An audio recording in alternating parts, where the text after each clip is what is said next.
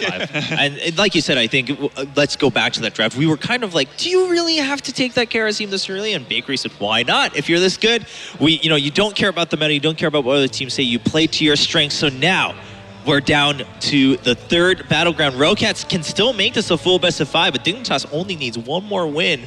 And then they're flying to Anaheim, California later this year, and they're playing in the finals tomorrow. And for Dignitas' sake, they should not be thinking like that, what you just said. This is true. This is true. You can't get too excited about it just yet. And also, don't start playing safe. I still want to see those Chen picks. Maybe even a Diablo Brightwing Murky composition. No, not really. I was like, yes. I want to see that bravura, that that confidence that they've shown so far. That's a good point. Well, the other thing you can't forget here is this is now a single elimination part of the bracket. So not only is this the chance for Dignitas to close it out and go to BlizzCon, go to the grand finals, but this would be the end of ROCCAT's tournament as well, and their dreams are over. Yeah. So in some ways, Dignitas might also have to worry a little bit about the fact that ROCCAT might just go all sorts of crazy here because they've got nothing to lose anymore when it's this single game left. We're also in Infernal Shrines, which is it's the first time we're seeing it today here on the main stage in the O2 Arena. Yeah, and Infernal Shrines, Shoba, you mentioned it, but we've seen the prophecy come true against Snitch. When he has the chance, picks up the Zeratul. And on Infernal Shrines, it's a very small map, but at the same time, it's very clear in certain aspects. For example, when you fight for the shrines, you have a lot of open areas with little choke points that are just enough for Zeratul to lock out or lock in people. Yeah. All these 5 heroes that were picked, they're the usual suspects. Yeah. I don't want to say too much, which we've already said, but there's one really key thing. ROCCAT has lost once with a very passive defensive composition in game 1.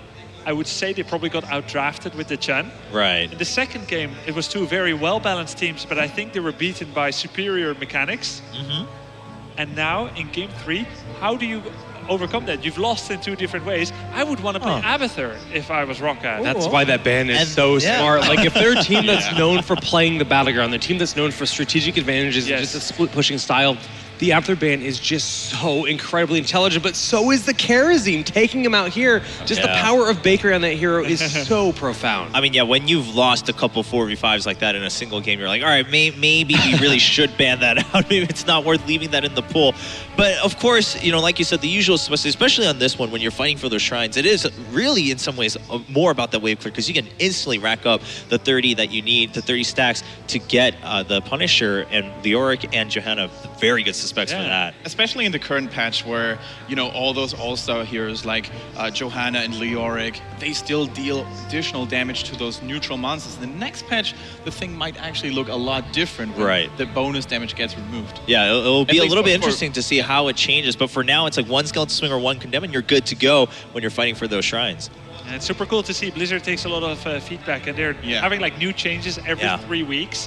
Every 3 weeks, new changes. Every 6 weeks, new playable balance changes and everything. And now we're testing out those map changes. But let's look at the draft. We see a pick of Rhaegar here. Okay. Yeah, and so far earlier, like we've seen kind of the flaws with Rhaegar where we say, okay, probably not ideal, and we've seen teams trying to force teams into saying Rhaegar is your only support pick left. But with Rhaegar coming up, I mean, the things we talked about earlier, the biggest thing was that ancestral healing, right? It's like, it's a great heal, but there's that delay. That one also is a little bit about that timing. Yeah, so you need to do it slightly quicker than Divine Palm, but at this point, I'm pretty much a Bakery fan and believer. Yeah, I mean, I don't blame you. I think to Bakery, it's just like, all right, well, I'll just adjust my play just a little bit. And it is amazing because I mentioned it, I think, in the first game of Dignitas today. Bakery, such a veteran. He played in the alpha, and even then, on certain streams, they would shout Bakery, Bakery hype, because back then, he played Assassin and still made those flashy plays. Yeah. So, I mean, he's been around for a long time, of course, if you've been kind of trying to keep up with the Heroes scene for Heroes of the Storm. So ROCCAT, though, as you mentioned, Grubby, I want to come back to that and pick all three of your brains a little bit. What does ROCCAT do? So far, they've gone with something that's standard, but Abathur's been banned out.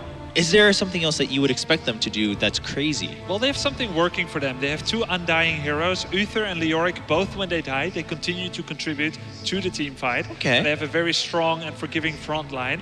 Arthas is going to keep getting healed by Uther. Even if Uther dies, Leoric can keep slowing the enemy team. So it's much easier for Arthas to stay alive and capture the front line. And I like the idea of Undying with Tassadar as the final pick, honestly, because we have to talk about the objective. It's all about getting the last hit on the minions. Frozen Tempest, incredible for this, but Sonya! Ooh, okay. All right. So now we've got Chris. a triple warrior. Chris is probably going to be playing on that Sonya. He's a very talented player. And I think he plays Sonya very well. Very nice to see this come out here. And I think this is tailored to Chris, because I would have actually suggested a Rainer maybe with all those slows on Arthas and Jaina, but Sonya definitely a comfort pick for Chris, who is an insane melee assassin / bruiser player for the Sonya. Yeah. Let's talk about Sonya a little bit extra, because for a long time I was like, Sonya, like no one's gonna play Sonya, and suddenly now it's like, yeah, she's not super common, she's not like a first pick or anything like that, but whenever she's in Korea. Well, she is in certain regions, but the fact of the matter is, any region, it's like, it's not that surprising. It's like, oh yeah, Sonya's really good. Like there are players who are really good with Sonya. No, the interesting thing about Sonya here is just the fact that there's Muradin and Johanna. Whoa! Okay, that's weird. Let me finish my point quick. Before we get to Hammer, so Reverberation, very good for stalling out a lot of the damage that exists in Sonya, and they can stall out the heals. But let's talk about Hammer. All right, yeah. I mean, there's quite a few things here we want to talk about, but Hammer, you guys talked about it earlier about comparing Hammer and Rainer. It's like, all right, well, we don't really see Hammer anymore, but here she is.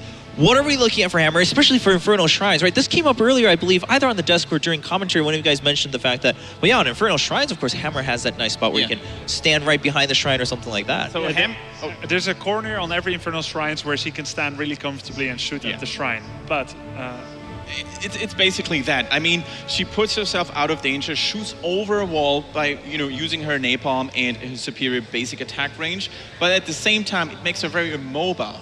Right? She's a very susceptible target to enemy engages, and it's a double-edged sword. But she's mainly susceptible to things like Muradin, Zeratul, what about Chen, Sonya, though? Tyrael. Sonya jumping in with the spear, with her support?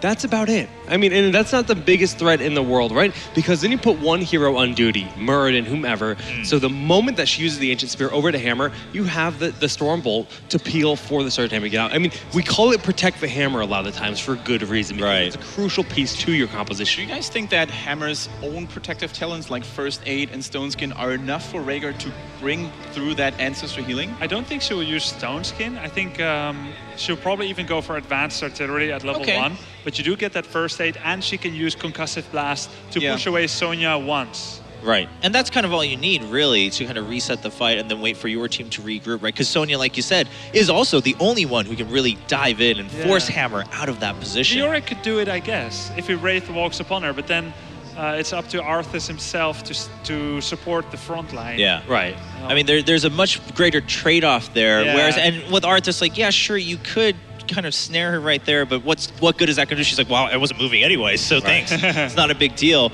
So it looks like maybe in some ways it's eyes on Hammer, but I also want to bring up the fact that so far today the theme has been all eyes on Zeratul every time he comes into a game. And how much is that going to matter in this game for Dignitas?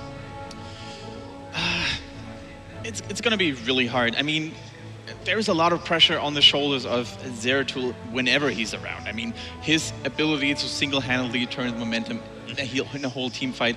And, yesterday, sometimes Snitch looked a little bit wonky, but I think they're in such good spirits. They're in such good mood right now. I think he's not going to let anything happen here.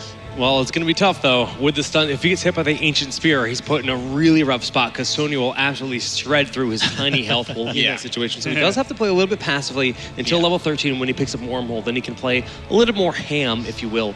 And we'll see, though. I mean, definitely a hero with a massive power in this game. Grubby, do you expect ROCCAT to be a little bit more aggressive than here with Faith and Chris and his Sonya play? You have to be. Sergeant Hammer is one of the 3 top damage dealers in the game. And the reason you often don't see her is because the support doesn't have the confidence that he can keep her alive while they got Bakery.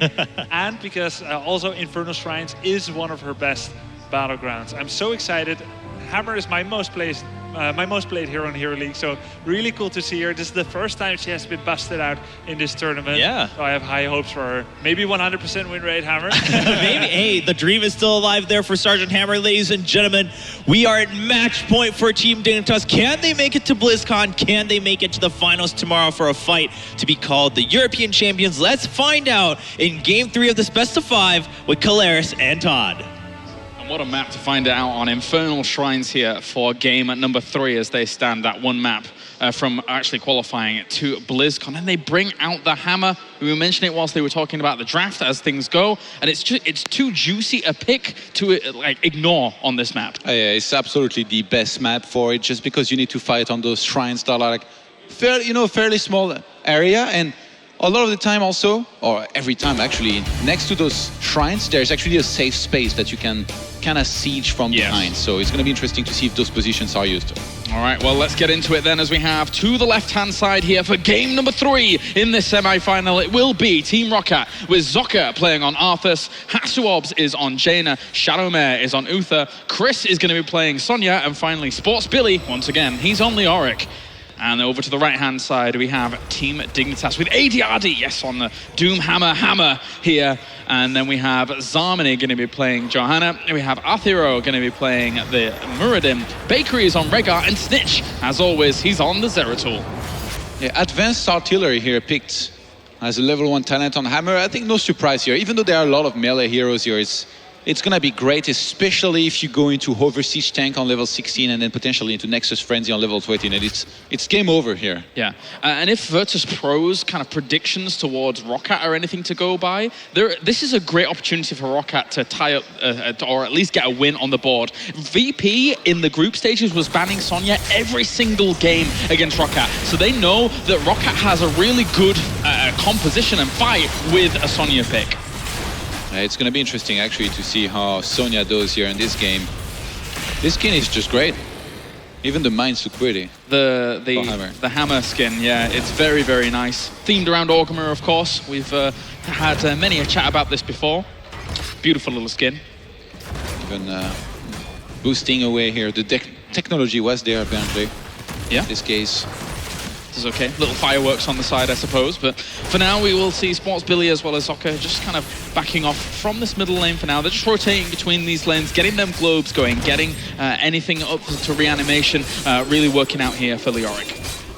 It seems like up until the point that first shrine here comes up, it's not going to be a super fast game here this time around. You know, ROCCAT, like I said, they're a team that likes to take it slow. We've seen furious and quick games from them with a lot of kills, but not gonna be one of those here just yet. And here we go already with the first shrine coming up.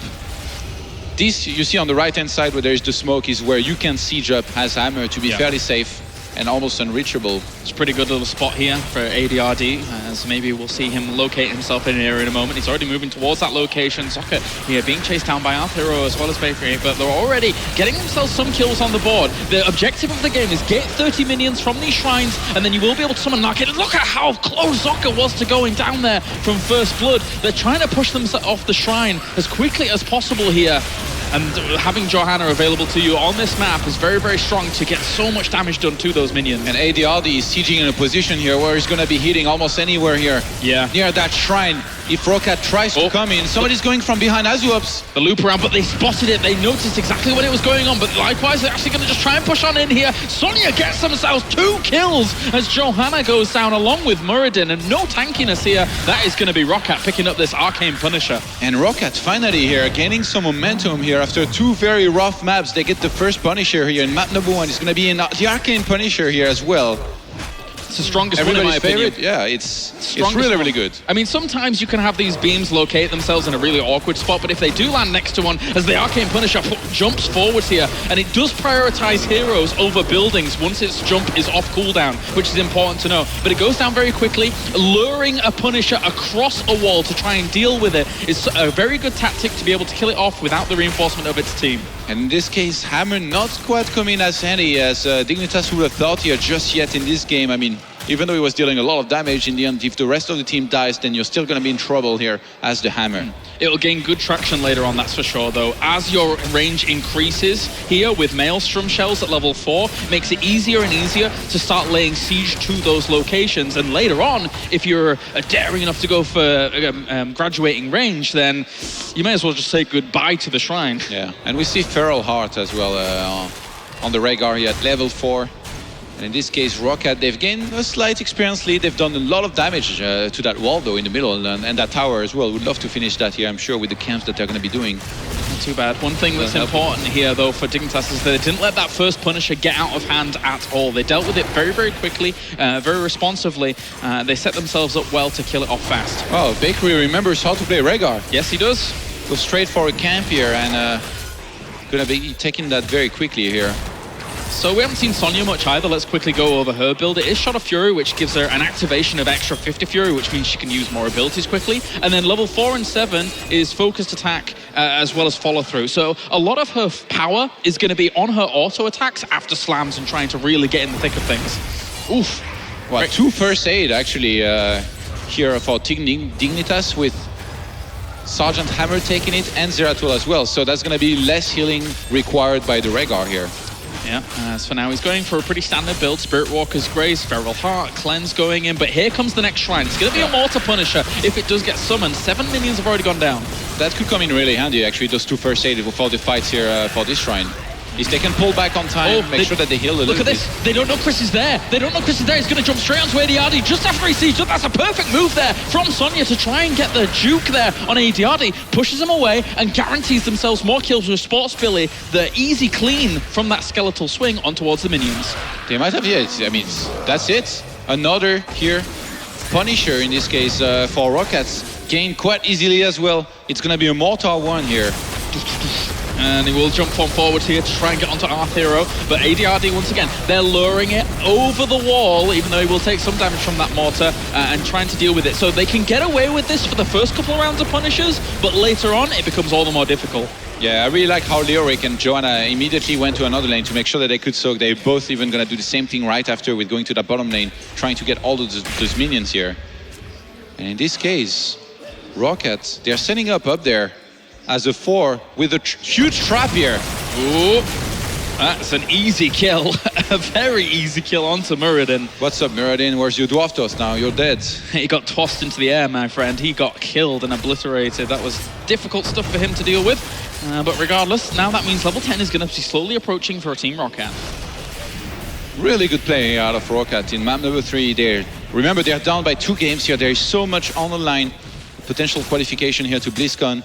And just when it looked like it was all going to be about Team Dignitas, ROCCAT wakes up and starts putting up a really good fight. So important that they get level 10 now before the next shrine pops on up. It's going to be Wrath of the Berserker. We're going to have Divine Shield, March of the Black King. A little bit of a wait here from Jaina and Arthas as we have the Elemental now coming in. Finally, Arthas normally will be going for the Army of the Dead, but on this map, Sindragosa is pretty good. Yeah, and the fact that there's already Leoric plus Sonya in there, actually, if he was to go for Sindragosa, I don't think anybody would hold it against him. On the contrary. I mean, he's leaving it to kind of speculation right now, but I have to say that Sindragosa is the go-to here. Locks the buildings down, allows your Punisher to do more when it jumps over walls, if it is jumping over walls, etc. Even fighting for the shrines. If they can rush in, closing on their opponents, it's going to be great here for them. So I think he's just waiting for the shrine to come up, for the fight to begin, to pick Sindragosa, use it as a surprise here potentially, even though Team Dignitas, they might already have realized that it might be coming. Yeah, they're just waiting for it at the moment. As their shrine now comes up, at least they've got themselves the level 10s themselves, as they're on top of this. This isn't a Frost Punisher at the moment.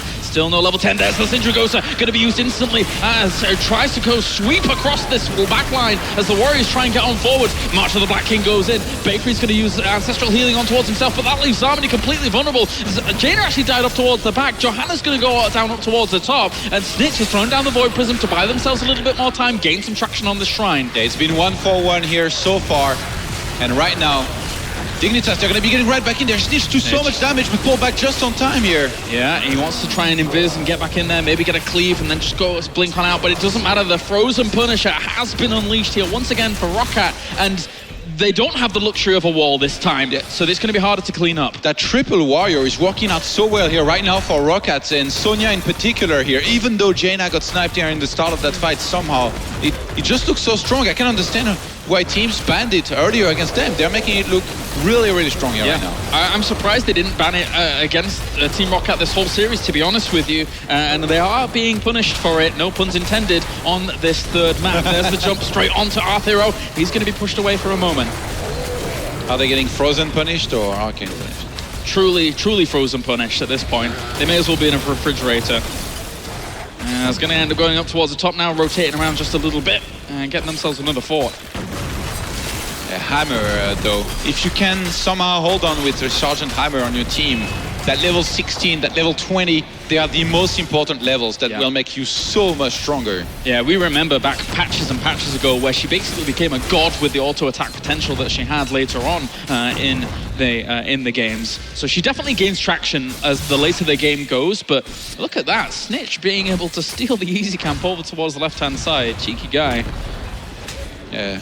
That was pretty nice, yeah, actually. Nobody expected that, like he was gone for a moment and secures that. It's actually a very strong camp that we've seen do some good damage before, so I think ROCCAT, they're quickly going to recognize that it's a huge threat to their fort and they're going to kill it. Yeah, we've seen slowly that. But surely. Exactly. We've seen that in past games being cleaned up by Kerrigan, dragging it into range of the fort and then being able to deal with it like that. But it's so close to the fort that if you can get that, it's a very small window your opponent has to clean it up before damage is taken.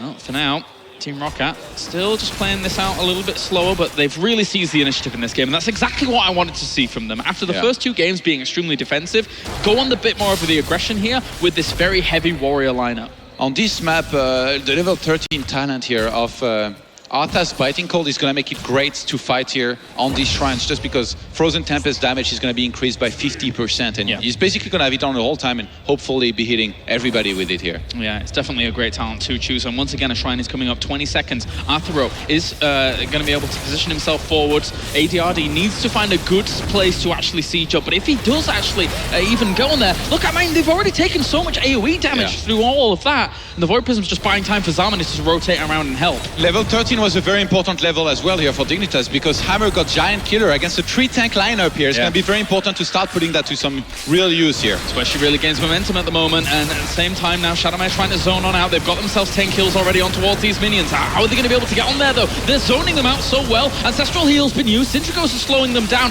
They're going to be able to clean up all of these minions before they even gain traction. It's going to be 30 against 1 alone, but Chris is taking some damage there. Condemn on in. They get themselves the Arcane Punisher once again, but at the sacrifice of Sonya. Yeah, ROCCAT, even if they were to lose the fight here, they've already freed that Arcane Punisher. Chasing down a little bit on Dignitas here, and Dignitas, they somehow got a kill here finally, but I mean, that Arcane Punisher is just gonna wreck that entire bottom lane here. The wall's already down, ROCCAT are getting right in there, even though they've just got 4 heroes against the 4 of their opponents. This is doing a lot of damage at the moment. As you can see, the Blades of Arcane actually searing through those buildings. And that's a great jump on from the Punisher, helping them follow up on extra kills. So they get themselves Hammer. And there's no way without Hammer they're going to be able to rival this kind of lineup. They need the damage. ROCCAT's really doing fantastic here in map number 3 of this series. Is it time to jump? Will be in a moment. I think there you go. Zarmani going to be under pressure there from him. At least Joanna's got a shield to deal with that. That's okay. But the Arcane Punisher has done a lot of work there. Now level 16 talents come in as well here. So we have no escape being taken from Sonya with Northern Exposure, Imposing Presence, Benediction, and also Stone Skin to round things out. Yeah, Dignitas for the first time in this series really struggling a lot more. 5 kills to 2, sure it's not that much, but the experience difference here is pretty massive. It's more than 1.5 level difference here, and that includes 1 talent here. Being down 1 talent is really going to make it difficult for them to fight anytime soon. And if there was a shrine coming up here real soon, they'd be in trouble because they won't have that talent here that they need to keep on fighting properly. Also, let's breeze over what we see from Johanna.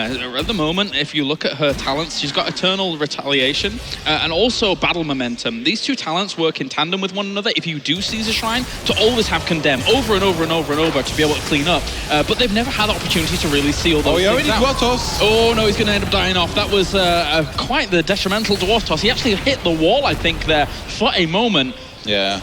Bakery must be thinking, I'm good at saving you guys, but not that good that you can move out, use your Dwarf Toss, get chased by an entire team, and then get sniped. Oh, and the Syndragosa has been able to lock down this building as well, so it's not really shooting whilst all of this is going on. They're going to be able to get themselves a free keep here, basically, thanks to Syndragosa's fantastic power. ROCCAT showing so much killer instinct here in this game, which is in the past really what I felt kind of held them down. going for the kill at times like this, just kind of pulling back, doing camps instead, and then going for the objectives. No, they really got right in there, got a snipe on the hero, and knew that they could take that keep here right behind it. And there's one very short sentence for the next couple of games in before Sonya ban, because, I mean, VP respected it in the previous series. They didn't do too bad against ROCCAT, but they still won. And I think, you know, they're going to have to kind of respect the potential of these heavy warrior compositions later on. Despite it being good for this map, there's certainly no reason ROCCAT couldn't use it in other maps as well.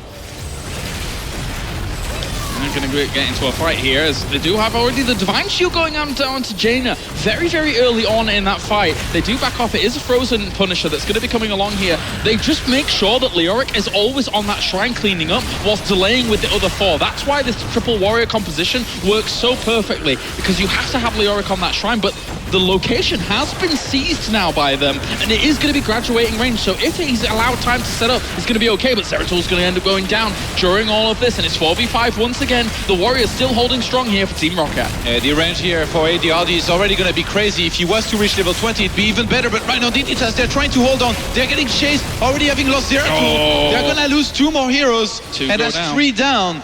ROCCAT from there, they're going to have a Frozen Punisher. They're pushing forward. There's even a camp you're pushing in the middle of the map. This could be 1 or 2 more keeps here potentially. They've dominated this map, it's fair to say. They have dominated it with this triple warrior lineup at the moment, and as much as the past 2 games from them was disappointing at best, they are really showing that they are still contenders here to keep themselves alive moving on to BlizzCon. And in fact, they're just looping on around. They're leaving the Punisher towards the top. They are looking for core here. This is an ambitious move, but they could make it work. Bakery is very, very low. He's going to be able to get out of there. Uh-oh, Void Prism. Is there any... They're buying time for the extra reinforcements. Yeah, is it going to be enough here, though? Looks like ROCCAT might just want to try and pull back. I mean, they're very low on hit points, and now everybody from Dignitas is back. They're actually going to get chased down here at the Hero Angel. If he can stun somebody.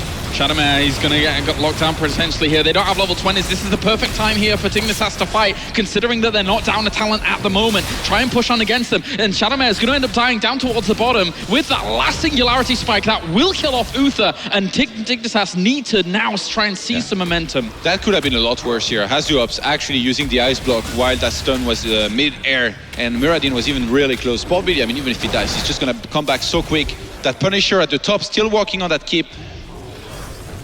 I'm probably gonna get it. Jumping on the cross. Oh, he attacks something else. Yeah, actually, if you mess around with the Punisher, if you actually get in range of it and allow it to focus you can stop your keep from dying off, which is so important here for them during all of that. It's kind of like how you tank the Phoenix when you're going up against the Kael'thas. Yeah, that tank, that top keep actually is still very low, and now with the camp pushing in there, ROCCAT definitely gonna wanna try and look to finish that off. Skeletal swing. So much damage. So much damage. And Zocca's even going to take this easy camp down towards the bottom. So, for now, seems like they're trying to gain some traction, but level 20 is about to hit here for ROCCAT, and the next shrine will come up before Dignitas has 20, unless they get some miraculous, like, 5-man team wipe here. So I'm a little bit scared for Team Dignitas still, despite them getting a kill or 2.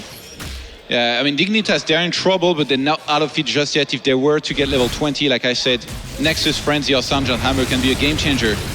Yes, it can. Leoric's going to be able to Wraith Walk on away here. Sports Billy just heading on down towards this other easy camp at the very bottom. Kazras, I believe they're called. These little goat men. You know everything, don't you? I know a lot about the Blizzard lore book, that's for sure. It's been a while. We haven't done any. We're not going to start doing them just yet. This is too tense a situation for sure. As Dignitas still have to back on out for a moment. Yeah, level 20 cannot come soon enough here for Team Dignitas. They'd love to get that as soon as possible. Get Nexus Frenzy. Oh, they're not going to have level 20. It's so far away for the shrine. How are they supposed to deal with this? I think they need to accept that they need to let it go. They needed to set up way earlier on before ROCCAT could get there, so graduating range had time to get a real good length and good range, but I don't think that's ever going to be the case. The hard camp's going to be taken from right to the nose. This is potentially a 4-on-5 here from Dignitas. They're trying to delay it.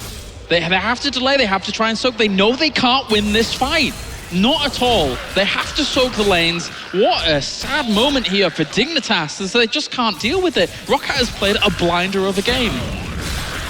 They played really good here. There's going to be another Punisher here for them. As Team Dignitas, they're trying to hold on somehow. like I said, if they can get level 20, they're still gonna have a chance. In this case, they know that it's their best shot. It's gonna be a long shot, but Yeah. Well, they can defend somehow. there he is, Mortar Punisher, Rocky Balboa himself. He's on the way to start smacking some of these heroes in the face. Oh, that range. I'm not sure it can shoot. Oh yeah, I guess the Punisher is gonna jump in anyway. Yeah.